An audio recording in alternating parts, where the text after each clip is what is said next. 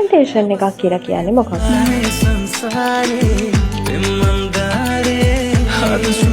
ෆෝමන්ටේෂන් කියලා කියන්නේ කොයි කවුරුත් දන්න පොට්ටනි තැවිල්ල කියන එක. ඉතින් මෙහිදී අපේ ආයුර්වේද ග්‍රන්ථවල ස්වේද කර්ම කීපයක්ම දක්වලා තියෙනවා. මේ ස්වේද කර්ම වලින් එක අංගයක් තමයි මේ පොට්ටනි ස්වේද කියලා කියන්නේ.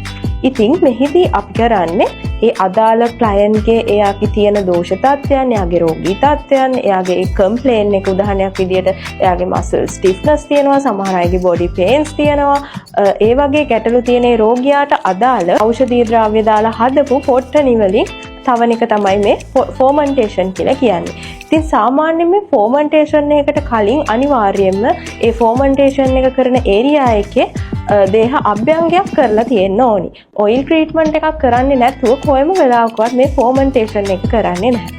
ඉතින් මේ ෆෝමන්ටේෂන් එකක් සාමාන්‍යයෙන් නිසි වෛද්‍යවරයෙකුගේ අධීක්ෂණය යටතේ පළපුරුදු කෙනෙක්ට පමණයි කරන්න පුළුවන්. මොකද මේ ෆෝමන්ටේෂන් එකේදී මේ පොට්ටනිය ඕවර්හීට් වගේ වෙලා තිබුණොත් ඒ අදාළ පුද්ගලයාගේ ෆෝමන්ටේෂන් එක කරන අතරතුර ඒ අදාළ ස්ථානය පිච්චීමකට පවා ලක් වෙන්න පුළුවන්. ඉතින් මේ ෆෝමන්ටේෂන් එකකින් සාමාන්‍යයෙන් බෙනිෆිට්ස් රාශියක් අපිට ලබා ගන්න පුළුවන්.